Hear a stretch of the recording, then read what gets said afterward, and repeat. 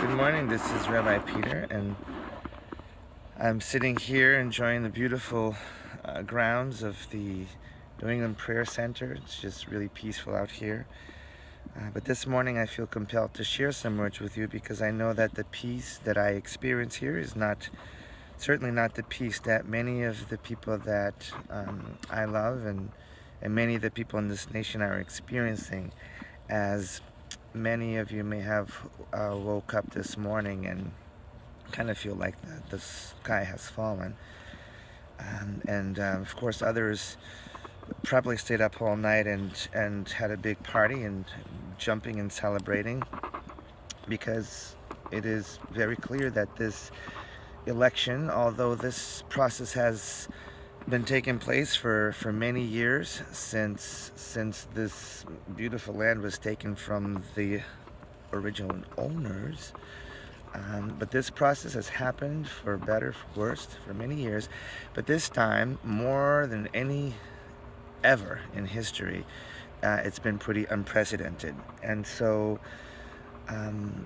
as I'm enjoying this piece here, I'm very aware that if it's unprecedented, then that means that the outcome or the what will come as a result of this unprecedented election will be unprecedented as well. And so I just have a few words for those of you who woke up and you're jumping and with great glee and even perhaps gloating to this perceived victory that you see. I just really want to encourage you to recognize the suffering of people, to recognize that your reality may not be someone else's reality.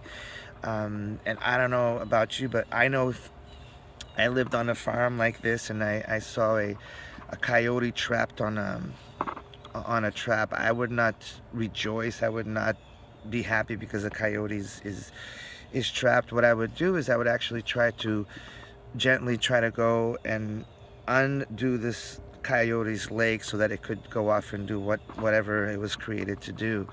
And then I would just deal with whatever happens as a result of having a coyote in my property. So recognize that there are a lot of people really hurting at this time. For those of you who are hurting, for those of you who woke up this morning and you are really convinced that the sky has fallen, all hell is breaking loose. You're praying that maybe somebody will rise up and take out the person who's become president of the United States. I just really want to encourage you to remember that there's no human that can destroy the fabric of a people who are together and united and love one another. I am a descendant of the people of Israel, and we've been put in ovens, we've been burned, and our bodies have been put into the ground, and they tried, but they cannot destroy the fabric of the people who are united and together. So although I don't believe the sky's falling, I don't think things may be the way you may see it. What I want to tell you is that before this election,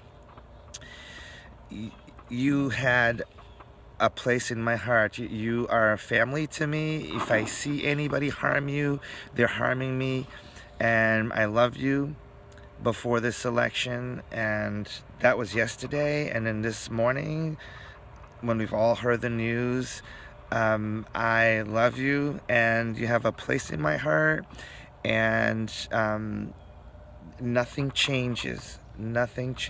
And the amazing thing is, and I want you to understand this, is that the division and the tearing of the fabric cannot come from any leader. That's impossible.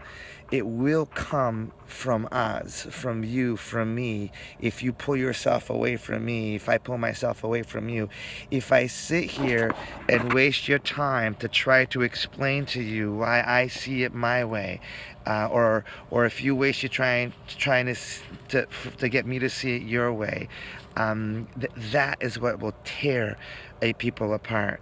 And so, for better, for worse, No matter what happens, whether it's the end of the world as we know it, or whether you see it as perhaps some glimpse of hope, whatever it may be, one thing does not change, and that is that I love you, and you are in my heart. And if anybody lays a hand on you, if anybody hurts you, if anybody does anything to you in my presence, I will lay down my life to protect yours.